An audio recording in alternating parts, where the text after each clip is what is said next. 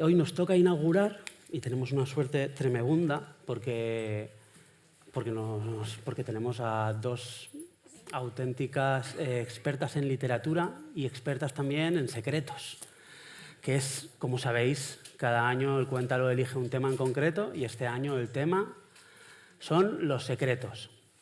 Así que a partir de ahora vamos a hablar así todo el rato.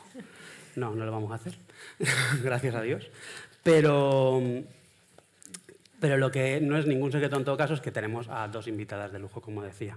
Tenemos a una reputada periodista y escritora de novela negra y tenemos a una creadora de podcast y también escritora que es experta en indagar en las vidas secretas.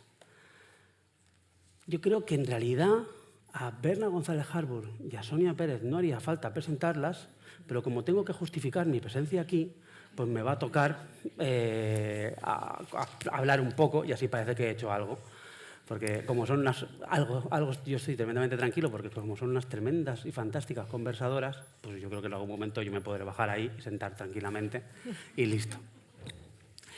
Berna nació en Santander en 1965. Bueno, no hace falta dar tanto detalle, ¿eh? O sea, desde cierto... Me lo voy a ahorrar después. Desde Perfecto. cierto momento ya las Perfecto. fechas ya no deberíamos poner. Tiene una carrera fascinante, que para mí siempre está moviéndose entre dos ángulos, ¿no? Por un lado hay un lado de análisis de la actualidad y como periodístico, que la ha convertido en una de las voces más sólidas y sensatas del periodismo actual. Ojo, este mundo en el que estamos, que decir sensato se convierte en un superpiropo. Y por otro lado, mantiene una faceta más literaria y autoral. Y en medio hay como alguna pequeña conexión. Por la parte, digamos, periodística, ha estado casi siempre ligada al país, donde ha ejercitado corresponsalías, por ejemplo, en Moscú, ha sido jefa internacional, ha sido la subdirectora del país. Y no deja de ir, y además alterna en una vida muy loca, que ahora nos estaba contando que lo que no sabemos es cómo saca tiempo simplemente para respirar, pues para acudir a televisión, a programas, a tertulias y también, como no, en Hoy por Hoy, donde a mí me lleva acompañando muchísimo tiempo, alegrándome las mañanas y yo los desayunos los preparo con Berna. En medio de ese lado, digamos, periodístico, hay una unión con el literario, que es el de la crítica literaria. Y Berna escribe crítica literaria para El País y también para otros medios, como Zenda, por ejemplo, y fue durante un tiempo la editora de ese santo suplemento cultural que es Babelia, y ahora mismo ha pasado a hacer un podcast, Nueva Unión, que se llama ¿Qué estás leyendo?, donde pasan por ahí algunos de los escritores más excelentes de este país. Y llegamos por fin a la faceta literaria, que yo creo que es en realidad la que estábamos esperando aquí.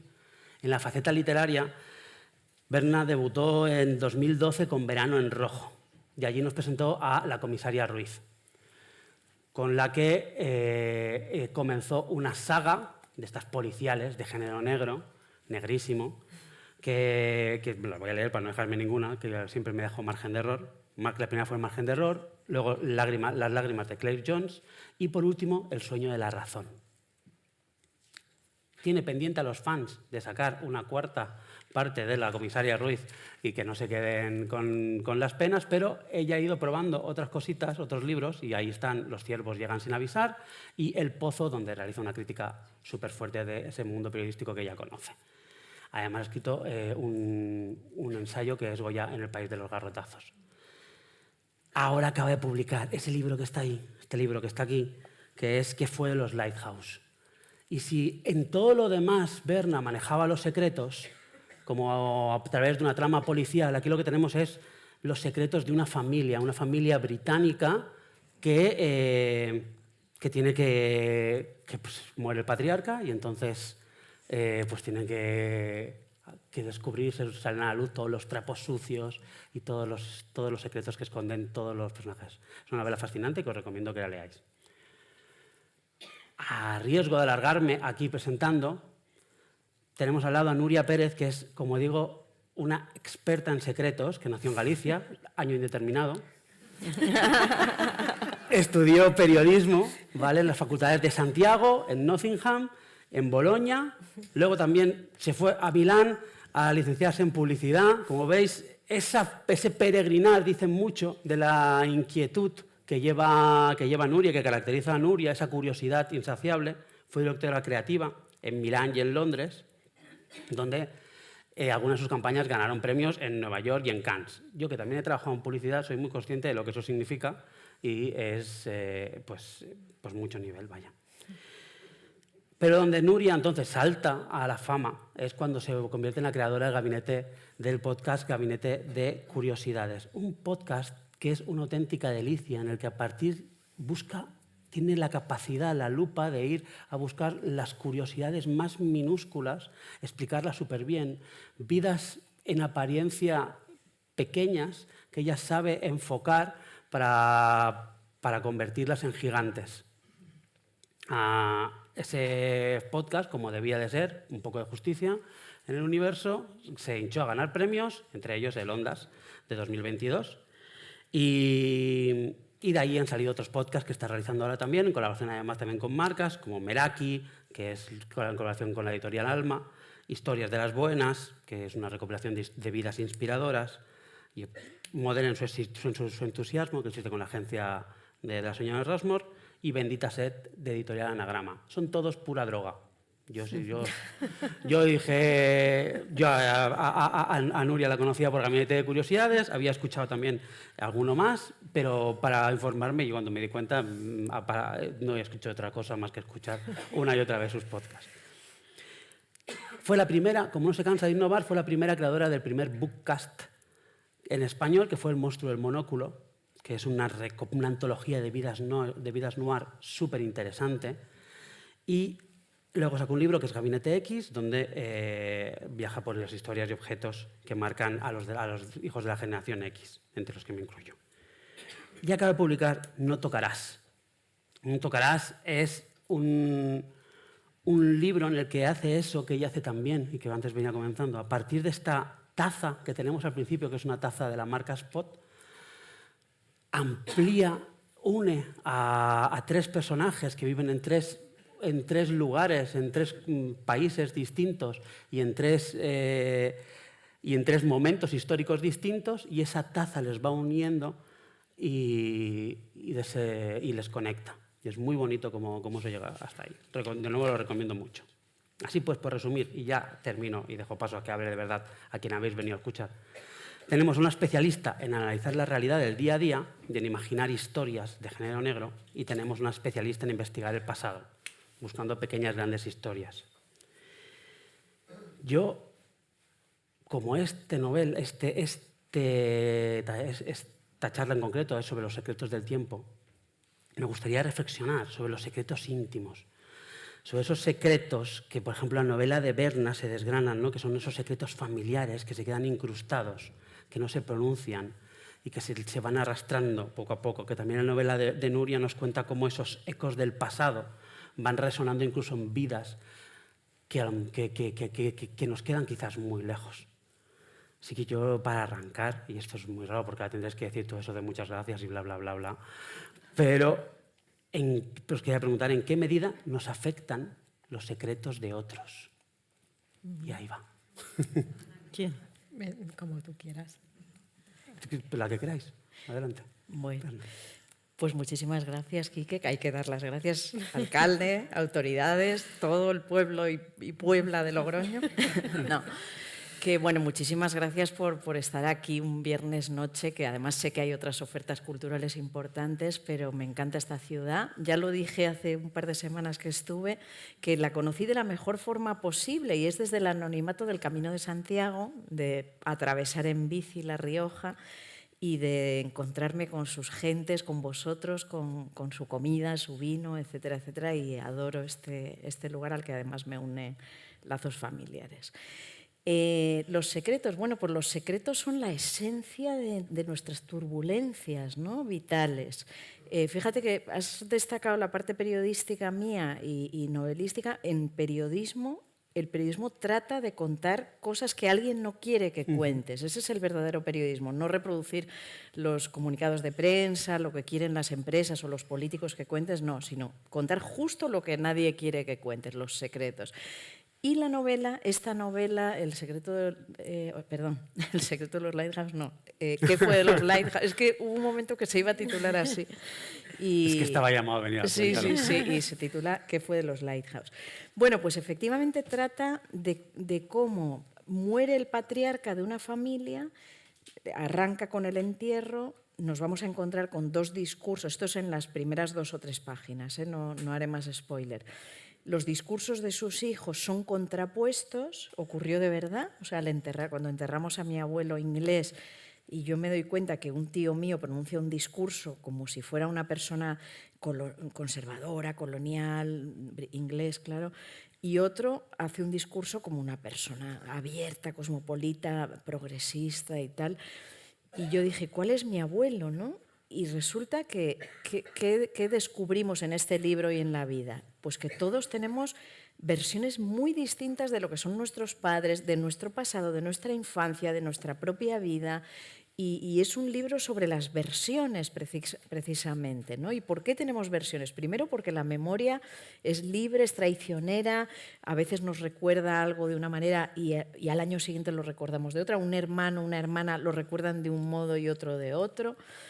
Pero también porque albergaban secretos escondidos, ¿no? Y son esos secretos los que al morir el patriarca van a quedar expuestos, bueno, a través de X, lo que si lo leéis pues lo averiguaréis, y que vamos a intentar ir averiguando a lo largo de toda la novela. O sea que yo creo que sí, la fuerza de los secretos nos empuja en la vida, nos empuja en la literatura y desde luego atraviesa este libro de principio a fin.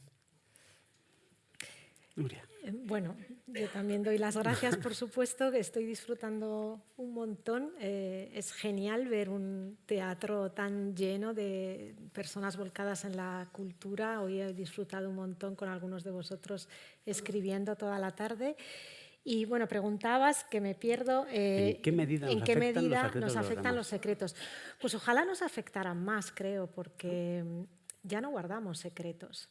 Estamos todo el día compartiendo hasta el minúsculo detalle insignificante y a mí me gustaría vivir en una sociedad que no valora tanto lo insignificante y busca más significado.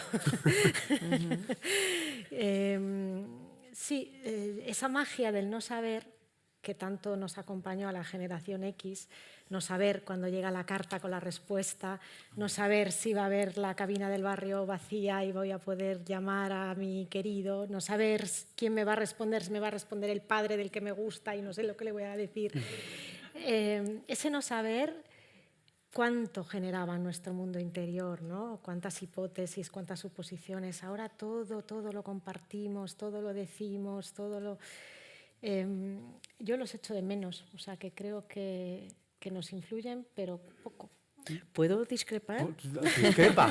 Para eso estáis. Claro. Yo ya he dicho que me voy a sentar ahí. No, es que es muy, muy curioso lo que dices, que tienes razón, es decir, la extimidad que se llama, Sí, ¿no? Antes sí. era la intimidad, ahora la extimidad, exponemos todo, pero en el fondo es todo postureo, es decir, ¿cuántas veces tú estás poniendo en un chat el emoticono de sonrisa y te quiero, todo perfecto y no sé qué, y estás hecho polvo? Sí, O sea, sin o esa duda. persona está hecha polvo. Sin duda, sin duda. Y está viviendo algo dramático que no te lo va a decir, o algo Sí. maravilloso que no te va a decir. O sea que creo que bajo la fachada, de nuevo la fachada, ¿no? Como hablando de secretos, eso es la portada del libro, es esa fachada que parece perfecta, pero que tiene cortinas cerradas, la hiedra la envuelve porque los secretos se guardan dentro.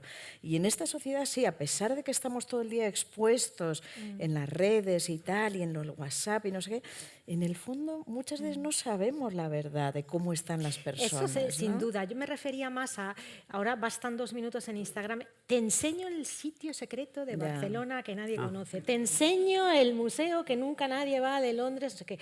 Y mis hijas visitan el mundo y lo están reviendo. O sea, en vez de verlo por primera vez, nada secreto, ya han estado en esa calle, ya han paseado por esa plaza, ¿no? Porque lo han hecho en 1000 películas, lo han hecho en 1000 posts de TikTok. Y A eso me refería, ¿no? Que nos no, falta sí, un tienes poco el razón. no saber, ¿no? Y en realidad no sabemos nada. Creemos que sabemos porque hemos visto 2 segundos de un vídeo de TikTok, ¿no? Pero qué bonito era cuando hacíamos las cosas realmente por primera vez y visitábamos los lugares por primera vez y cuando la gente, como dices tú, era genuina y lo que nos contaba nos lo contaba porque realmente quería contárnoslo, ¿no? Y lo que no, pues porque no. Ahí estaba pensando un comentario que hiciste en una entrevista que decías que los smartphones habían matado el amor. Totalmente. Yo decidí ambientar esto en el 2014, no, esta es del 2008-2009, porque dije más, ¿no? Y al final, cuando iba a mitad de la novela, la bajé al 98. Porque dije, no, es que no Qué pueden tener fuerte. móviles estas personas porque se me cae todo el juego. O sea, en Sí. esta novela hay 2 personas que se están mandando mensajes secretos, que se los dejan en una grieta, en un lugar. Es que con 2 posts y 4 Google Maps, la novela hubiera sido un relato breve de 3 páginas. ¿No? ¿Sabes que ese es un problema hoy en la producción audiovisual? Eso no sé si lo sabéis. Es un problema porque muchas series y películas, efectivamente, todo se puede resolver como vemos a todos en el autobús viendo el móvil, ¿no? ¿Dónde está esto, lo otro? Sí, ¿Cómo se hace no sé qué? ¿Cómo se consigue no sé cuánto? Y las películas, o sea, los guionistas tienen grandes problemas para encontrar la manera de hacer una película sin que se resuelvan las cosas en el Totalmente, móvil. porque además es que es visualmente feo tener a personas siempre viendo una Sí, pantalla, sí. ¿no? En vez de Lo tengo. hacer cosas. Lo que pasa es que al final cada año trae su problema. Yo lo bajé al 98 porque vi, bueno, en el 98 había ya algún iluminado que tenía móvil, pero poco hacía, ¿no? Más que el Snake, No era aquel. inteligente, claro. Pero cuando también iba por la mitad de la novela, de pronto me dice el editor, oye, que había mundial. Y yo, ¿cómo que había mundiales? Y la novela está justo ambientada en junio. Y ya sabéis que cuando hay mundial es que eso impregna todo se para, en el bar todo el mundo ve eso, la gente los domingos no sale. Y tuve que volver a adaptarla, incluyendo los partidos. Ese fue el mundial, el del 98, que nos echaron con un autogol, con lo cual tuve que incluir a alguien súper enfadado por esto, ¿no? O sea que cada año trae sus problemas al final. Estamos viendo los pequeños entresijos, alejándonos quizás de los secretos, pero viendo las pequeñas dificultades que tiene escribir, a veces en cosas tan tontas como el año en que lo sitúas, ¿no? Sí. O la posibilidad de ver qué haces con un smartphone. Aquí el smartphone en la novela de Berna, por ejemplo, es fundamental para que se esparza una información de manera viral en un momento. O sea que tú sí que afrontas la existencia del smartphone, al contrario. Estaba pensando, y viendo la taza ahora aquí, en una idea de los objetos como guardianes casi de los secretos. Como hay a veces que en ciertos objetos que van pasando en la familia sobreviven unos secretos escondidos. Hay historias que van latiendo allí detrás y que nos remiten. En la novela de Berna, que va de una herencia y el patriarca reparte, hay allí unas máscaras africanas, hay una estatua de una virgen, hay unos diarios, por supuesto, los diarios, las fotografías siempre implican mucho, y en este caso además termina en manos de la criada, que es como que hace la criada con nuestros secretos. Textualmente aparece esa frase aquí. De hecho, la palabra secreto, yo en la novela de Berna paré de contar como a la 17 o así. O sea, la palabra secreto. Ah, sí. Y en Nuria, como decía, ese mismo pocillo sirve para el banal, pero tú además es una obsesa de los objetos y una coleccionista de objetos particulares. Entonces me pregunto, ¿qué puede contarnos un objeto? ¿Qué secreto nos puede contar un objeto si escuchamos con atención? Bueno, nos habla muchísimo de cuánto estamos unidos en realidad, que nos empeñamos en lo que nos diferencia, pero un pocillo de spout puesto a alguien que nos visita en casa para tomar el té se hace con el mismo mimo y tiene la misma relevancia aquí, en Francia, en Bélgica. Me gustaba justo spout porque une también el cobalto azul, es el mismo cobalto azul que se usa para sargadelos en Galicia. Y al final los objetos denotan que las emociones que nos mueven en el día a día son las mismas. son las mismas, ¿no? Y dan también un tono a una familia, creo, ¿no? Esa cosa que se va pasando de madre en madre, de abuela a hija, da un tono, ¿no? Si tu madre tenía mimo poniendo la mesa y lo hacía de determinada manera los domingos, probablemente tú también darás el mismo valor, no a lo mejor en la adolescencia, pero luego lo recuperas, ¿no? Los objetos están ahí para poner un poco la tipografía y el tono de cada familia, creo. Sí, en mi caso, ciertamente a todos y todas seguro que nos ha pasado esta herencia, bueno, y ya luego no contamos más, pero esto ya que lo hemos comentado, en esta herencia el problema no es la casa, el dinero, las cuentas bancarias, bueno, también hay líos ahí, pero lo que más impacta a los hijos al morir el patriarca, y seguro que me vais a comprender, es que varios objetos los ha dejado de forma errática, ¿no? Una talla de la Virgen se la deja a un hijo que es ateo, un collar de perlas a una hija que es hippie.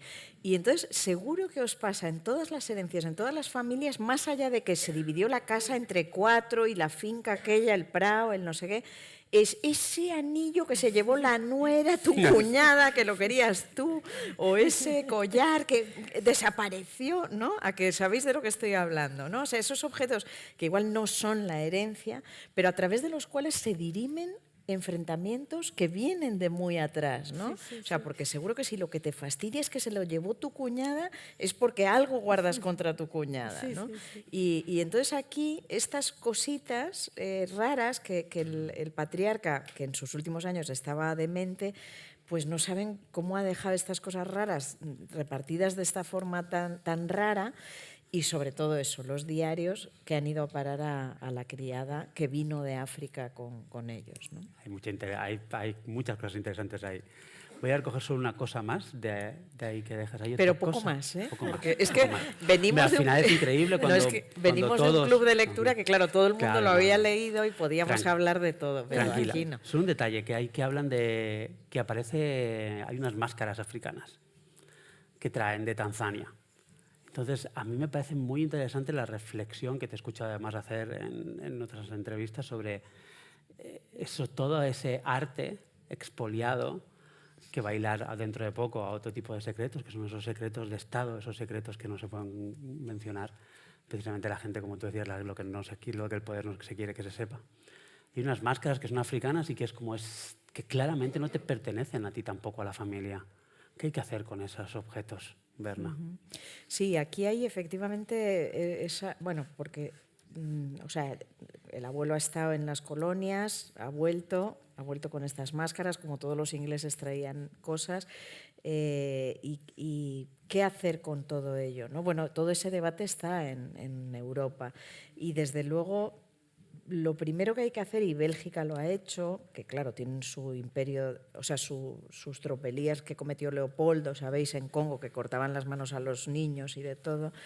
Bélgica lo han hecho muy bien, en el Humboldt de Berlín también lo han hecho bien, en Londres empiezan. Bueno, pues yo creo que se trata sobre todo de buscar un relato común, ¿no? O sea, en esos países, Inglaterra, que creyó y vendió a los ingleses, incluida yo como medio inglesa, esa leyenda del imperio decente que extendía la civilización, la religión verdadera, etcétera, etcétera, y que les permitía pues esquilmar lo que encontraran porque ellos estaban imponiendo allí la ley y la religión y todo eso, ¿no?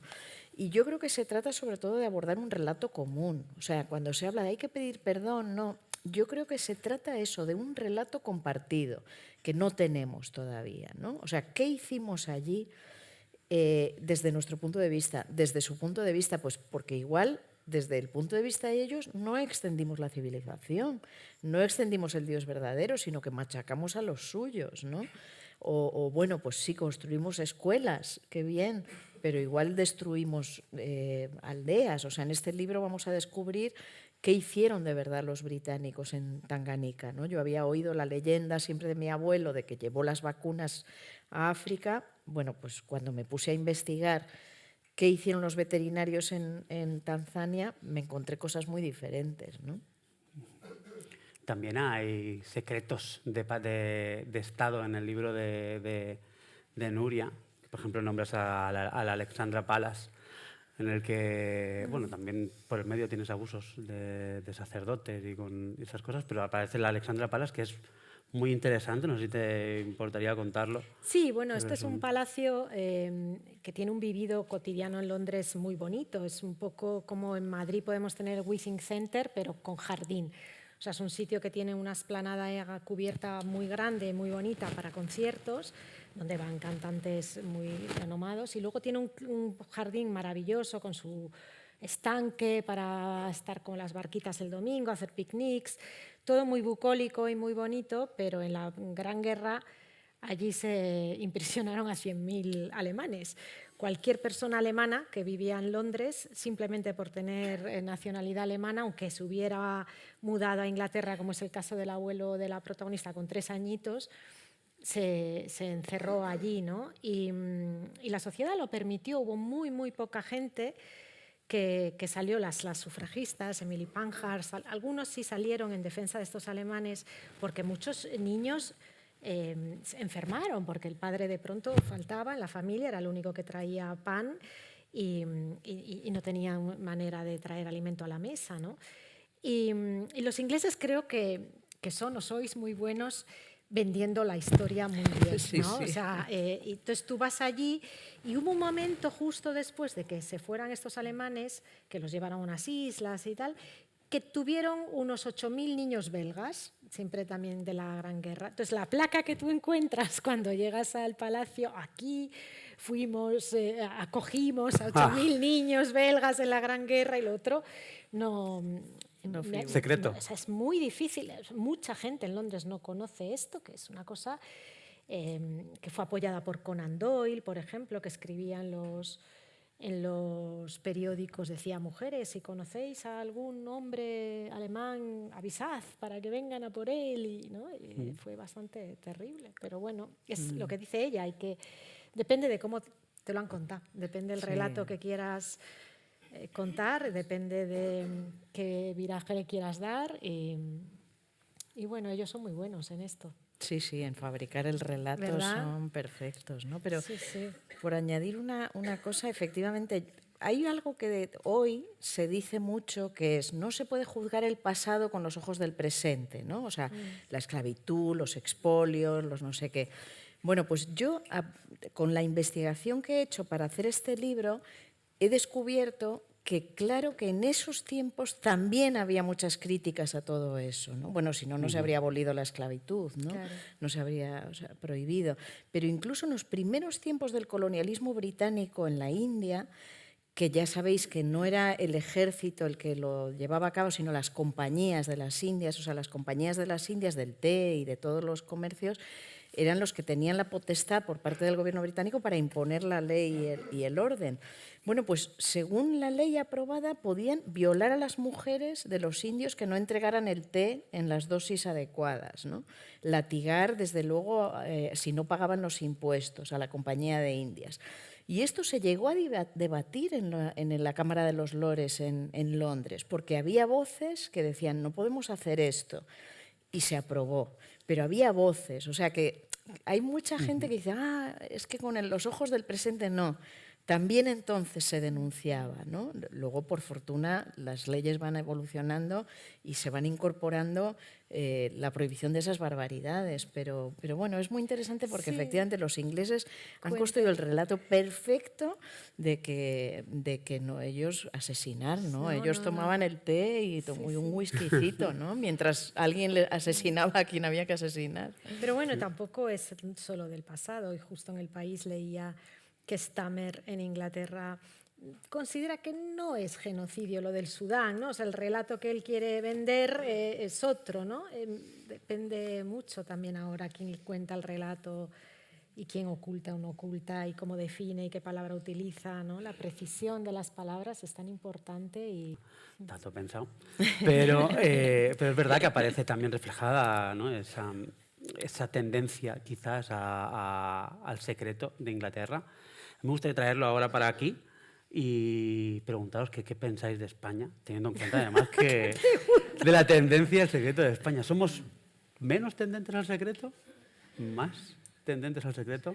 Hombre, yo diría menos. Sí. Yo viví 7 años en Londres con una terraza de o sea, mis vecinos, el muro de la terraza que me dividía de los vecinos era de esta altura, un poquito más. O sea, yo podía estar sentada aquí y robarle una aceituna. En 7 años, good night. Eso fue todo lo que me hicieron. No sé nada, era una pareja de nuestra edad, nunca supe nada de ellos, ni en qué trabajaban, ni tal. Imaginaos eso en España. Es que ya estábamos compartiendo el primero, el segundo, y quédate con mi perro y te riego yo las plantas. Y... No, hombre, yo creo que aquí... No, es otra cosa, ¿no? Bien. Sí. Hombre, a mí, o sea, sí, yo estoy de acuerdo que aquí somos un poco de guardar secretos, ¿no? Somos mucho más abiertos y de compartir y demás. Y de todas formas, yo rompo una lanza por este país. O sea, sé que critico todo cada mañana en la radio y en la televisión y en mis columnas y en todo, ¿no? Critico todo lo que tengo que criticar, pero tenemos un gran país. O sea, a mí también este libro me ayudaba a reconocer eso, ¿no? O sea, como eso, soy medio inglesa, viajé muchísimo, antes lo contaba en el club de lectura. La Inglaterra que yo conocí de niña era una Inglaterra en color. Venía yo de una España en blanco y negro, años 70, ¿no? Veníamos del franquismo, no es la televisión en color, el país entero estaba en blanco y negro, ¿no? Y antes lo he contado, yo llevaba a Inglaterra, una niña, imaginaos, lo que más me impresionaba, las chuches. En el W. Smith, la tienda esta de papelería, los rotuladores, los lápices de colores, los cuadernos, o sea, todo era moderno, todo era maravilloso, las telas de Lola Ashley, ¿te acuerdas? Y en España teníamos regaliz rojo y negro. O sea, y maifitos. O sea, mi abuela nos sacaba ahí del bolsillo unos caramelos de menta. O sea, eso era la fiesta, y ¿no? los tofes que te arrancaban los dientes. Sí, exacto, las muelas que se te iban con los tofes. Entonces, a ver, ya más allá de las chuches, o sea, yo conocí una Inglaterra maravillosa y que sigo adorando, yo sigo yendo y tengo mi familia y tal, pero España se ha dado la vuelta. O sea, 100%. Hoy, y esto es lo que se ve en mi libro, Inglaterra se ha ido deteriorando, los servicios públicos, los trenes, la sanidad, no sé qué. Y hoy, pese a todo lo que aquí nos quejamos, y hay que quejarse porque hay que exigir que nuestros impuestos sirvan para todo lo bueno y más, ¿no? y etcétera. Pero este país no tiene nada que envidiar a ninguno de nuestro entorno, de verdad. Tenemos que estar muy, y sobre todo en La Rioja, vamos. O sea, tenéis que estar muy orgullosos porque esta es una región y una ciudad de las más agradables y bollantes. Ese ¿no? lugar común que se dice tanto de cuanto más viajas, más echas de... Es que es así. O sea, cuanto más vives fuera, más te das cuenta de que aquí se vive súper bien. Sí. En Logroño, sobre todo. Me parece súper interesante ese planteamiento. Y es cierto, además, pues como hablábamos, que en los libros se ve esa decadencia de Inglaterra, incluso en la sanidad, cuando hay un momento en el libro de Berna que acuden al hospital y en el hospital las cosas funcionan fatal, la ambulancia tarda muchísimo en llegar y bueno, inevitablemente comparamos. Ya habéis nombrado de refilón el tema de la investigación. Yo me consta que Berna fue al National Archives para investigar para este libro, intentar rebuscar en el pasado oscuro del Imperio Británico. Y Nuria, no quiero imaginarme el archivero que debes de tener en casa, porque cada uno de tus programas de podcast que sigues haciendo ahora es una es como ir haciendo un collar de perlas de anécdotas que vas hilvanando. Entonces, esa capacidad para investigar, ¿cuánto tiempo requiere? ¿Es hermoso? ¿Es bonito? ¿Cómo es indagar en los secretos? Dale. Pues bueno, siempre cuento la misma anécdota. Yo soy muy visual, venimos de la Publi y siempre hemos trabajado visualmente. Entonces, yo una temporada es 1 año de investigación y medio de producción. O sea, digamos que cada episodio son unos 4 meses de investigación. Y todo es muy visual, ¿no? Con cordeles, fotos. Entonces, siempre cuento la anécdota de mi cartero. Podría ser un asesino en serie fantástico. Exacto. Él sabe cuando acabamos una temporada y cuando empezamos. Me dice, ya estamos matando a alguien, me dice. Porque él también me escucha con su carrito por Madrid, ¿no? Y entonces cuando ve de repente el folio en blanco en la pared enfrente de la puerta principal de que vengas, dice, ya estamos matando a alguien, bien. Porque sí, al cabo de 4 meses, pues sí es tal cual como se ve en los de CSI o tal cual. Y me ayuda mucho, me sirve mucho hacer conexiones, tenerlo visual. Creo mucho en el poder del instinto y del subconsciente, entonces de repente vas a la cocina y tu cabeza para y encuentras una conexión de pronto que llevabas mucho tiempo, ¿no? Porque estabas pensando, ¿no? Como cuando nos olvidamos una palabra o el nombre de un actor y de pronto basta que nos ponemos a hacer otra cosa y ese nombre sale, ¿no? Pues a mí tenerlo ahí presente bien en el salón me ayuda porque tengo esos momentos de esto se conecta aquí con esto, ¿no? Bueno. Pero sí, es mucho trabajo, yo es lo que más disfruto en el mundo. Mi obsesión es encontrar lo que nos une siempre. Y entonces, cuando doy con ellos, soy muy feliz. Qué bien. Qué bonito. Sí, pues la investigación, a ver, efectivamente, yo para esto, tengamos en cuenta que este libro tiene una parte personal importante porque parte de mi abuelo, de mi familia, etcétera. Entonces, por un lado hay la elaboración de personajes a partir de los Harbour, crecen los Lighthouse, ¿no? Hay un momento en que los Harbour quedan atrás y ya son Lighthouse totalmente, ¿no? Y esa es una parte difícil porque hay el pudor de tu familia, etcétera, etcétera. Pero la otra parte es, o sea, a partir de esa base real genero una ficción que es eso, ficción, pero que se vuelve a enlazar con la realidad en la cuestión histórica y de lo que ocurrió en Tanganica y con el Imperio Británico. Y esa sí la he investigado, ¿no? Entonces, sí, efectivamente fui a los National Archives en Londres, llegué y pregunté qué hicieron los veterinarios ingleses en Tanganica en los años en que estuvo mi abuelo. O sea, no se pregunta así, ¿no? Ya me entendéis, pero bueno, después de equivocarme... Eso, pero en inglés.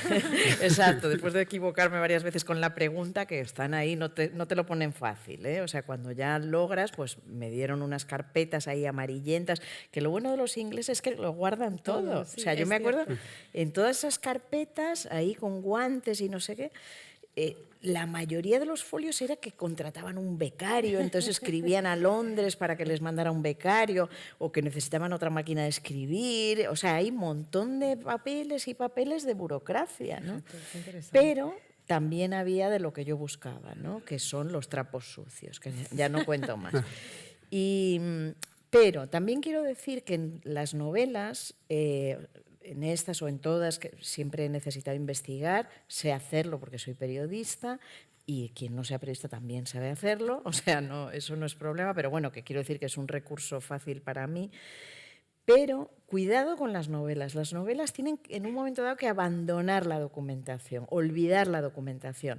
O sea, todo lo que digas en cuanto a datos tiene que ser real, todo lo que digas en cuanto a trama tiene que ser verosímil, que es distinto que verdad, pero tienes que olvidarte, o sea, de coger solo la espuma en un momento dado, ¿no? Porque si no, escribirías un ensayo, escribirías artículos periodísticos, escribirías enciclopedias, otros géneros, y la novela tiene que levantar el vuelo, o sea, vale, el avión ya está construido, pum, pum, pum, con su motor, su gasolina, lo que haga falta, pero de lo que se trata es de volar, o sea, de que el lector se divierta, de que planee, que vaya por acá, por allá, que disfrute, que regalarle la capacidad de decidir, porque lo bueno de una novela, o sea, yo que vengo de lo negro, el secreto de la intriga es dar al lector las herramientas para que él esté investigando, porque en esta novela, por ejemplo,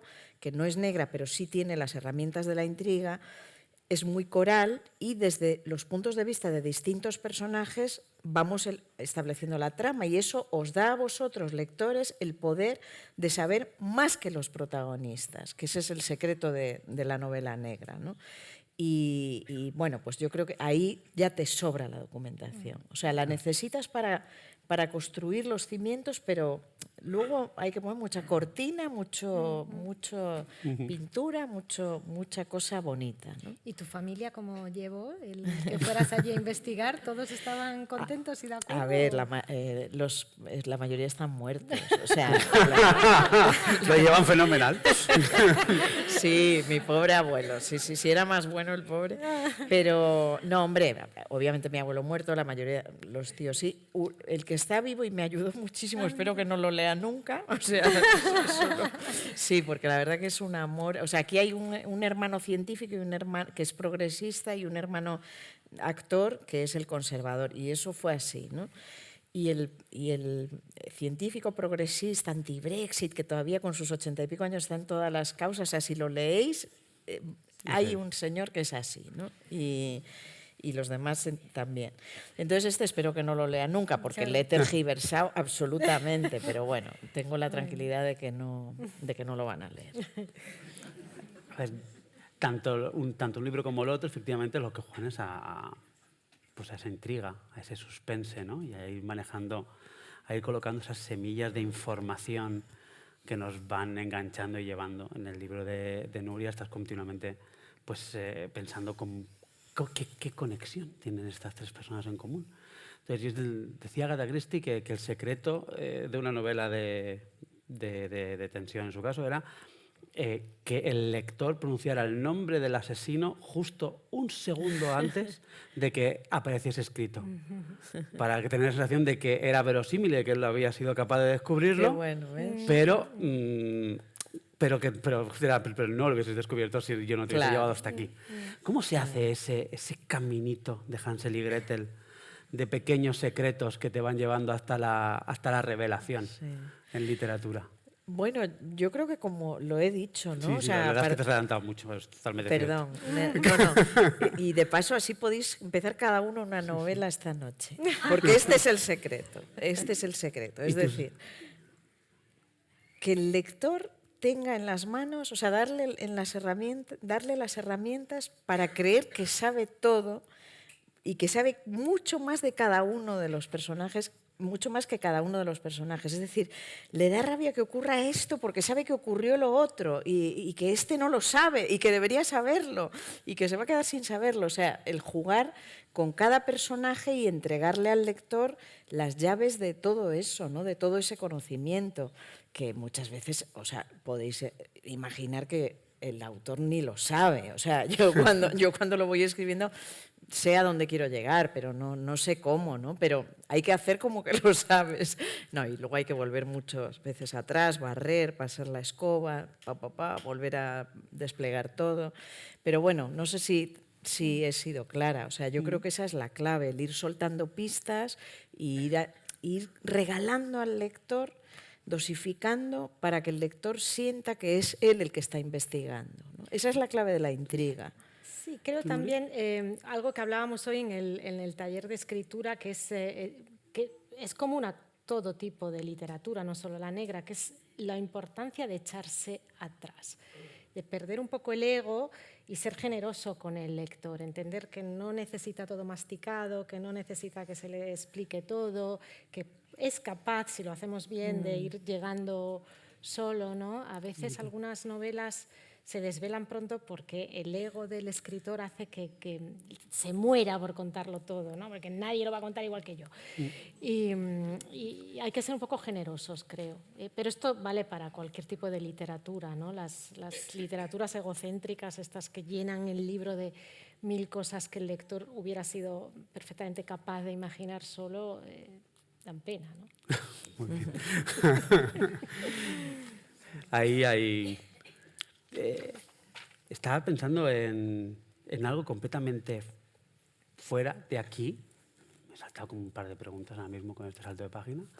Pero es que voy a llevarme la conversación a otro lado, pero yo cuando os iba leyendo, iba conectando, vi una conexión extraña entre las dos, que me parece que además estaba apareciendo antes, de un lado, de dos formas de interpretar, ya no la literatura también, sino también la vida, que no sé si tengo razón o no. En este caso hablo de una obsesión con dos pintores distintos. Entonces, en el lado de Berna tenemos a Goya, donde le has escrito un artículo, un libro, y donde además en el último libro de la comisaria Ruiz está ya basado en un asesino en serie que comete los asesinatos que hace, los hace representando las obras de Goya. Entonces es como que hay ahí una obsesión que se representa. Y en el libro de Nuria aparece Sorolla. Hay un personaje que es, pues que trabaja, es un celador del Museo Sorolla, y además hay una obsesión, tiene una obsesión con un cuadro en concreto de Sorolla, que yo sé que además tú compartes dicha obsesión, que es Clotilde vestida de gris. Entonces, me apetece preguntar por qué esa obsesión, además de dos puntos opuestos, que es como unas sombras con un pesimismo, con un de Goya, y la luz y el optimismo de Sorolla por el otro lado. ¿Qué secretos os susurran esos pintores? Bueno, Goya lo tiene todo, los colores cierto. y Claro, tiene la fiesta negritud, también, ¿no? Entonces, a mí Goya me empezó a obsesionar cuando empecé a intentar comprender las pinturas negras, que seguro que todas y todos conocéis. Es decir, tú vas al Museo del Prado, ves esas pinturas negras, que es eso, la depresión, la negritud, esos ciegos bajando con la guitarra por la pradera de San Isidro, romería, el aquelarre, el perro semihundido. Empiezas a ver todo eso, y cuando empiezas a enterarte de cómo llegaron hasta ahí y cómo él las pintó en su última casa en Madrid, la Quinta del Sordo, antes de su exilio en Burdeos, y las pintó en sus paredes. O sea, no eran cuadros para vender, no eran retratos para la aristocracia. O sea, igual que uno en nuestra casa ponemos un cuadro de Ikea, pues él pintaba esas monstruosidades, ¿no? En sus 70 y pico años, ¿no? Porque son del 1820-23. Entonces, yo dije, ¿qué tenía este hombre en la cabeza? Y si yo soy autora de novela negra y Goya pintó estas pinturas negras, yo tengo que hacer algo sobre esto, ¿no? Entonces me empecé a documentar. Luego surgieron otras chispas, que siempre una novela y una obra viene de muchas chispas que acabas conectando. Luego supe que murió en Burdeos, como sabéis, y su cabeza se quedó allí. O sea, cuando le quisieron traer a España y repatriar para enterrarle dignamente en Madrid, pues le desenterraron de Burdeos y resulta que no tenía la cabeza. Bueno, hubo vaivenes, tal, no me extiendo mucho, y total que está en su panteón en Madrid, en San Antonio de la Florida, sin cráneo, ¿no? Entonces, hubo muchas cosas que yo decía, joder, esto es una novela, es un novelón, es mucho. Y entonces empecé a estudiar a Goya. Me empezó a entusiasmar y sigo creyendo. O sea, lo malo que me ha ocurrido es que desde que estudié a Goya ya no me gusta ningún otro artista. Esto es un gran problema. Yo antes amaba a Picasso y tal. No, ya, lo siento, Picasso, ya. Te quedaste fuera. O sea, Goya. Entonces, ¿qué descubrí con Goya? Que Goya fue capaz de pintar la España luminosa, porque en sus primeros tiempos, recordar los cartones para tapices, es la gallina ciega, el juego de la gallina ciega, el parasol, o sea, todos esos cuadros llenos de belleza, de color, de amor, de sensualidad, de persuasión, de todos los valores de una España. De nuevo volvemos a la dicotomía de España, ¿no? O sea, España a veces es fratricida y nos matamos y somos horrorosos, y en ocasiones somos maravillosos, un país de crecimiento, de belleza, de color, de buena vida, de lo que hemos hablado. Y Goya supo pintar todo eso. O sea, pintó España, y pintando la España de 1700 mucho hasta 1800 y pico, pintó nuestra España. O sea, esa España que está allí en el Museo del Prado o en un montón de sitios que hay Goyas, es nuestra España. O sea, él se adelantó a nuestro tiempo y pintó la belleza y pintó el fratricidio, ¿no? Porque el duelo a garrotazos, por eso este título se llama Goya en el país de los garrotazos, porque cíclicamente nos encanta darnos de garrotazos, pero también cíclicamente nos encanta ser maravillosos y ser los mejores del mundo en creación, belleza, capacidad de vivir, etcétera, etcétera. Bueno, perdona que me haya ido tan lejos, que podría hablar varias horas de Goya. Es precioso ver la emoción sí, y la bueno, obsesión. y de hecho, el libro El sueño de la razón, que no sé si está aquí, es el que va de Goya, obviamente, El sueño de la razón, y me desbordó tanto la información que luego hice el ensayo, ¿no? O sea, este es hijo de ese otro libro. Hablando de investigación. Y ahora me lo traducen en Bélgica, voy el domingo a Bélgica porque hay una exposición sobre Goya, lo habréis visto en los telediarios en Bruselas, y a raíz de los libros me traducen y me llevan. Pero bueno, a lo que iba es, como creadora sentí mi obligación y vocación de hacer algo basado en Goya, porque Goya nos supo retratar. Bueno, no sé, me puedo extender mucho, pero lo dejo ahí. ¿Te Precioso. parece? Pues para mí lo de Sorolla, bueno, el libro este No tocarás es un homenaje a la Divina Comedia, está todo hecho tal cual, ¿no? Es una terza con tres protagonistas, está dedicado a la búsqueda del destino final y al concepto de cómo la verdadera libertad es la única y solo llega cuando la escogemos nosotros mismos, ¿no? Y siguiendo una línea desde Dante, estaban todos los poetas ingleses grandes fanáticos de Dante, como Oden, que tiene mucho peso, y todos iban a la búsqueda de la luz, de una luz propia, una luz interior que viene cuando realmente estamos conduciendo una vida que es la que hemos escogido y que es la que queremos, ¿no?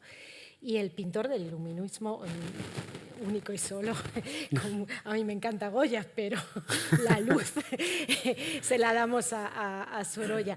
Justo en ese momento yo me acababa de mudar muy cerquita del museo de Sorolla. Y desde hacía unos cuantos años había cogido la costumbre de ir un día a la semana a un museo, iba al Prado antes, y ver un solo cuadro. Y estar al menos media hora delante de ese cuadro, ¿no? Esto es lo que me anima Hisham Matar, que lo hace otro escritor que lo hace la National Gallery. Y iba siempre a ver la degollación de Juan Bautista y a intentar entender por qué con el pasaje del tiempo y estar un día y otro, de repente el diálogo con el artista es de otra manera, los detalles vienen a la luz, todo pasa a ser de otra manera, ¿no? Que no la primera vez que te colocas y te apabullan, sobre todo estos grandes cuadros del Prado, ¿no? Pero aún así, a pesar de que, por ejemplo, con la degollación estuve como casi 1 año y medio yendo todas las semanas a verla, nunca había conseguido una unión que viene mucho más allá de todo lo que es racional, ¿no? Has conseguido ser muy profesional con el teléfono, pero con el móvil no se puede. Sigue.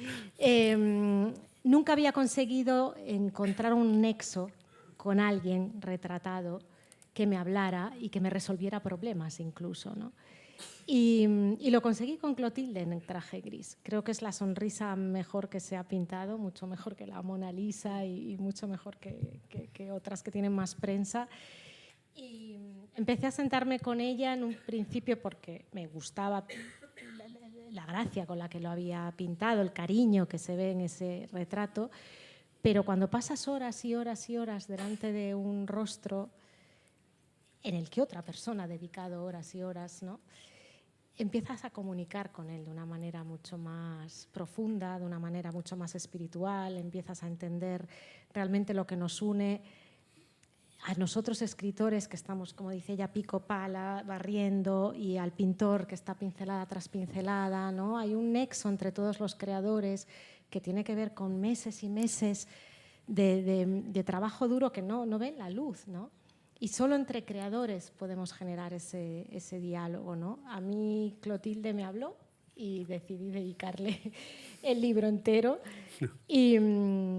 Y las celadoras del Museo Sorolla fueron muy buenas conmigo. Allí no hay donde sentarse, ¿no?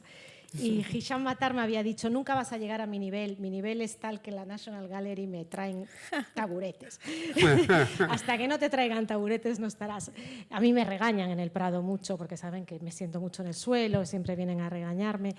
Y en el de Sorolla las celadoras fueron muy simpáticas porque no tienen taburetes. Pero un día las vi hablando entre ellas y decidiendo quién se acercaba a mí, quién tenía el valor. Y por fin una se acercó delante de todas y me dice: oye, una pregunta, ¿los demás cuadros no te gustan? Y decidí meterlas porque son majas, porque son amables, porque les ha hecho muchísima ilusión estar metidas en el libro. Lo tienen ahora ahora está cerrado el museo, pero lo tienen en la tienda del museo. Y también, ¿no?, que personas poco valoradas, custodes de cosas tan bellas y que están ahí en silencio viendo momentos de gran iluminación y momentos de gran despertar de la gente que se coloca delante de obras de arte, ¿no? Son los únicos testigos a veces de ciertos momentos de fulguración y de amor, ¿no? Los testigos del Stendhal, ¿no? Exacto. Esto ha ido surgiendo, ¿no? Estas obsesiones de las que vais hablando, en realidad me hablan de esos secretos personales que al final acaban cayendo en un libro. Yo creo que Berna lo ha explicado, queda claro, que aquí quedan reflejados los harbor, que significa puerto en inglés, claramente con los lighthouse, que significa faro. O sea, hay una relación clara y decías que era un libro que te ha costado, que es de los libros que más te ha costado escribir, porque había que tantear, supongo, ¿no? Hasta qué punto eres honesta de verdad, hasta qué punto te acabas de separar del todo y ya son los lighthouse y no tienen nada que ver con los harbor y yo ya me puedo sentir libre para fluir. Y además, en el libro de Nuria aparece un personaje que es Marta, que sufre de discalculia y de ritmomanía, que cuenta brevemente qué es, para no meter yo la pata. La aritmomanía y la discalculia son condiciones con las que se nace, similares a la dislexia, pero tienen que ver con los números. La discalculia genera un malestar físico delante de muchos números y una incapacidad de operar más allá de 2 o 3 números. Y la aritmomanía, para los que habéis crecido como yo con Barrio Sésamo, es la obsesión por contar, como tenía el conde Draco, aquel que contaba. Y los que tenemos una cosa tenemos también la otra y solemos contar. Pues, ¿Ya has contado a todos esto? Sí. Sí. Que sepáis que habéis sido contados. Y bueno, me hacía mucha ilusión incluir un personaje que tuviera estas condiciones porque no se ha escrito mucho de ellas. Y mi ilusión era encontrar algún lector que se viera reconocido, ¿no? Y efectivamente en la Feria del Libro se me acercaron varias personas muy, muy contentas porque por fin podían ver personas como ellas, ¿no? Yo quería preguntar si ese pudor o esas ganas de contar el secreto que surgen siempre que se pone uno delante del teclado, en ocasiones involuntariamente, ¿es un libro el mejor modo de contar un secreto privado? Y me interesa sobre todo cuando el secreto aparece sin que tú quieras. Si en algún momento habéis tenido, ya ni siquiera en estos libros o en general en otros libros vuestros o en otros momentos en los que están pasando cosas que no esperabais y es que en realidad vuestros secretos están apareciendo aquí entre estas páginas. Sí, en este libro hay muchas cosas de mi familia, muchísimas, pero cosas pequeñas a veces, tonterías, ¿no?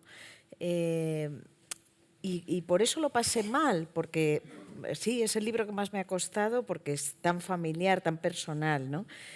Pero proporcionalmente a lo que me ha costado, ahora estoy disfrutando mucho. Es decir, una vez que ya hice el parto y salió, ya es vuestro, ya es de los demás. Noto que a la gente le gusta imaginar qué es verdad y qué es mentira. O sea, ya es un juego en el que la gente participa, ¿no?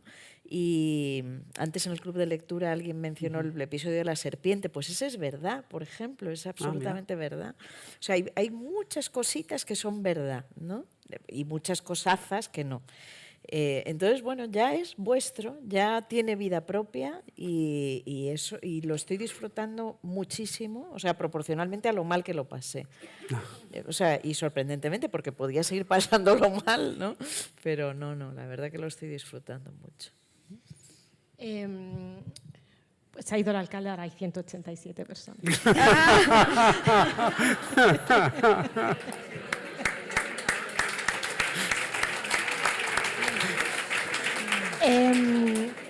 En mi caso hay, bueno, hay y no hay, o sea, toda escritura, creo, tiene de autobiográfico, ¿verdad? ¿Quién decía esto? Margaret Atwood creo que decía, ¿no? Que toda escritura es autobiográfica. Hay un personaje que vive en donde vivo, en mi barrio, otro que se dedica a la escritura como yo, otro que tiene el padre de sus hijos es italiano como en mi caso, o sea, cada una pulula un poco por territorio familiar. También era mi primera novela en castellano, que es un idioma que manejo, como veis, regulero, con lo cual estar en un ambiente que conoces familiar, pues ayuda mucho, ¿no? Pero luego, como dices tú, se te van de las manos los personajes, ¿no? Te comentaba antes y lo comentaba hoy en el taller, a mí Adela me cae muy mal, muy mal. Empezó a hacer cosas que decía, tía, no hagas eso, ¿no? O sea, no, los personajes tienen que volar, tienen que tener un poco de vida propia, por mucho que tú los quieras atar con escenas o lugares o escenarios que te son familiares, llega un momento que si eres generoso, hacen lo que quieren. Van libres. Vamos acercándonos al final de la conversación antes de dejar vía libre a los oyentes, iba a decir. Estoy tan en modo podcast radio que en realidad me surge pues, para el final la pregunta inevitable, que imagino que os habrán hecho ya muchas veces. Pero me pregunto cómo esta diferencia, esta dualidad que ambas manejáis entre periodista, investigadora, a fin de cuentas, en lo que estás haciendo ahí, y la escritura de ficción pura. Yo me pregunto qué sistema es mejor para revelar secretos, en qué se diferencian, qué os aportan a vosotros. Hombre, yo, el periodismo, que es mi oficio, es la obligación de contar la verdad. La verdad que puedas probar, ni siquiera la verdad, punto. Porque si no la puedes probar, si no la puedes cotejar con fuentes y revelar, no puedes. ¿Cuántas veces hay cosas que sabemos y no podemos contar porque no has conseguido la fuente que te lo confirme, aunque sepas que es así? Nosotros, por ejemplo, en El País, que seguro que habéis seguido, dimos durante un par de años levantamos mucha información sobre pederastia de la Iglesia, y hubo casos dramáticos que no pudimos contar, que yo los tengo clavados porque eran muy dramáticos, pero como no pudimos, o sea, igual era una de las víctimas, te lo contaba, pero si no lo podías cotejar con otras víctimas, con el culpable, con más testigos, pues no vale la palabra de una sola persona, ¿no? O sea, por eso, periodismo es contar la verdad que puedas probar o contar. Y es trabajo, es necesario, defiendo el periodismo, por supuesto, y cuanto más ruido hay en la sociedad, más lo defiendo, pero la novela no tiene nada que ver, es el territorio de la libertad, es el territorio donde yo puedo matar con mucho gusto, o sea, vengarme, ser malísima, enamorarme, que se enamoren de mí, o sea, desenamorarme, todo eso lo puedo hacer en una novela, ¿no? O sea, es el territorio de la libertad, donde todo tiene que ser verosímil, pero no verdadero, ¿no? Y por tanto, bueno, pues es un territorio eso de volar, de la felicidad de escribir, de inventar, de no tener que constreñirte a los hechos probados, sino todo lo contrario. O sea, de hecho, mi primera novela, y yo creo que las dos primeras, luego ya me fui soltando, pero son clarísimamente noticias, parten de noticias que no habíamos podido resolver. ¿La comisaría Ruiz? ¿Las primeras? Sí, El verano en rojo, que está aquí. Eso fue un caso de pederastia, precisamente, de un profesor al que fueron moviendo de colegio para, bueno, como luego se ha sabido tanto, ¿no? Cada vez que surgían abusos, le movían de colegio a otra ciudad, y al final a Latinoamérica. Y como yo no podía comprender cómo la jerarquía católica era capaz de hacer eso, pues lo resolví en una novela. O sea, que mis dos primeras novelas son así, luego ya no. Pero, o sea, han sido casos que han sido reales, o sea, luego les he aderezado, con asesinatos y con de todo. Pero no. Bien de matar. Sí, o sea, entendedme, pero a eso voy, ahí ya me inflo a lo que me dé la gana, ¿no? Pero son cosas que de la realidad que yo no puedo comprender como ciudadana, como periodista, como nada, y por tanto las resuelvo en la ficción, ¿no? Y por tanto es un terreno muy gratificante. Y luego añado también que la ficción añade un estrato de emoción, y eso es mucho más eficaz a la hora de remover, a la hora de convencer, a tomar una posición al lector, ¿no? Todos hemos visto documentales de los campos de concentración, pero muchos los olvidamos, desgraciadamente. Sin embargo, la niña de rojo de Schindler's List nadie la olvida, ¿no? La ficción tiene esa capacidad de emocionar que hace que anclemos mucho más en el interior del que está en el otro lado el mensaje que queremos dar, ¿no? La información, desgraciadamente, sobre todo ahora que estamos inundados, pasa, ¿no? Antes era suficiente, veíamos Omaira hundiéndose, claro, y nadie la ha olvidado. ¿Quién recuerda al pobre Aylan, ¿no? Aylan, sí. ni me acuerdo el nombre de aquel pobre niño sirio, ¿no? O sea, Sí. ahora la información, desgraciadamente, no basta, y a veces necesitamos ese chute de emoción que nos da la ficción para que realmente un tema nos toque, ¿no? Y si me dejas añadir una cosilla a esto, que estoy completamente de acuerdo. Julio Llamazares, en un diálogo como este, dijo una cosa que digo, te lo voy a repetir mucho, porque me encantó esto que dijo el gran Julio Llamazares, y es: ¿quién se acuerda de quién reinaba en España en los tiempos de Cervantes? Pues nadie, o bueno, igual aquí hay 3 historiadores y os acordáis. Pero ¿cómo era España en la época de Cervantes? Todos lo sabemos, cómo eran las ovejas, las cabras, las pensiones, los molinos, los caminos, los ladrones, porque nos lo ha contado el Quijote, ¿no? O sea, Cervantes en el Quijote. Entonces, la literatura, o sea, tú ahora no te vas a coger el Clarín para estudiar qué pasa en Argentina, o bueno, que me perdonen los de Clarín, ¿eh? O sea, quiero decir, o la prensa griega para saber de Grecia, pero si lees a Petros Markaris ya sabes lo que es Grecia, o lees a Samantha Schweblin y ya sabes lo que es Argentina, o Emiliano Monge y sabes lo que es México, o nuestros libros. O sea, la literatura te traslada la realidad sin que tengas que estudiar reyes, libros de historia, periódicos, ¿no? Y a mí esa es la literatura que me fascina, la que me lleva a aprender. Yo no conozco Japón, pero como he leído novela japonesa, siento que lo conozco, ¿no? Bueno, el cine también es así, pero ese es el valor de la ficción, que a la vez que te entretiene, te enseña y te conviertes en mejor ciudadano más formado. Qué maravilla. Yo creo que es un momento perfecto para pasar a ver si alguien quiere aprovechar esta gran ocasión de preguntarle a Berna y a Nuria lo que queráis. No me seáis tímidos, que me consta que por aquí hay gente muy preguntona. ¿Alguna mano? Uy, ¿en serio? ¿Cuántos son? Bueno, 187 y ninguna pero no pregunta. se van, o sea que están a gusto, están a gusto. Bueno, pues son... ¿Pues sigo? Yo tengo una pregunta. Vale, perfecto. Muy bien. Espera, que te pasan el micro. Seguro que después se animan. ¿Me pasas el agua, por favor? Ahí O tienes. bueno, Ah, no, pero perdona, se me se ha acabó. acabado, es que tenía sed. ¿No? Trae. Bueno. ¿Qué menos? Gracias. Me gustaría saber qué pensáis cuando en la novela El secreto se cuenta al principio. Es decir, Ya. cuando el asesinato se cuenta al principio, sabemos quién es el culpable, cuando el secreto en la novela se desvela, cuando es un problema familiar y se desvela desde el principio y se construye de alguna forma hacia atrás.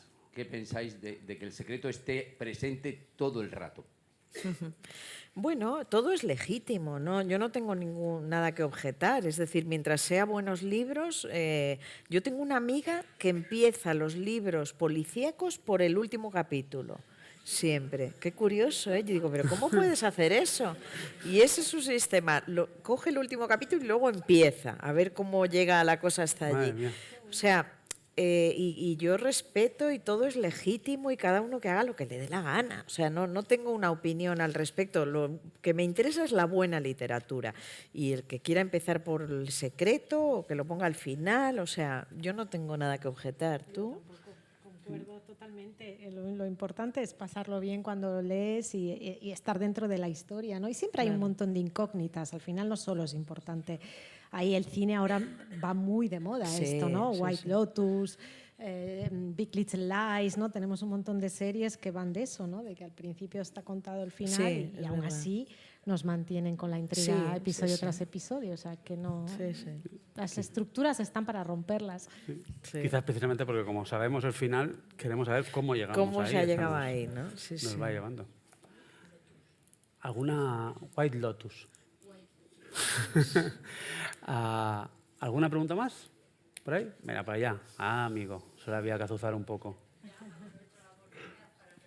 Espera, que te pasan el micro. Ay, no sé si voy a saber hablar yo por aquí. Ya está, bueno, gracias.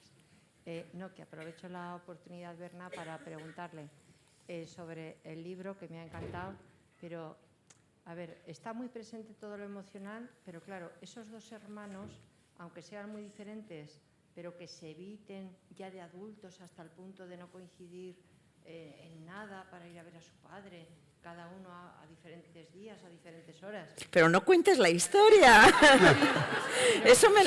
Eso luego me lo preguntas a mí. Lo de que al final hay una bomba y mueren todos, no lo cuentes.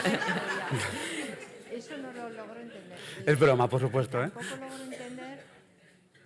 Voy a tratar de no contar la historia, pero al final, ¿no?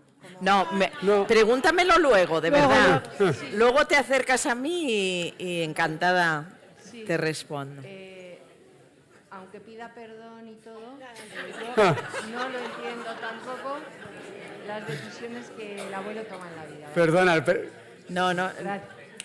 es que no la hemos escuchado. Es No, que luego, no va al luego micro, de verdad. No, pero te pido que no cuentes. Luego yo te cuento todo. Acércate a mí y... Ha estado muy bien para que veamos el poder del secreto en una novela. O sea, que hay cosas que debemos de guardar para poderlas vivir.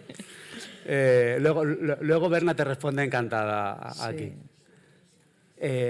¿Alguna pregunta más por ahí? Que no sea un spoiler. Con todo el cariño. Sí, con muchísimo cariño. Vaya. Primero, gracias por leerme, eso sí. ¿Hay más? ¿No? Pues yo creo que para mí ha sido un gustazo, desde luego. Para mí también. Espero que hayáis estado a gusto en el Cuéntalo y que volváis muchas veces a Logroño. Claro que sí. Y nada, nos vamos hablando en voz baja para mantener el secreto, ¿vale? ¿Y hay libros? ¿Eh? ¿Hay libros?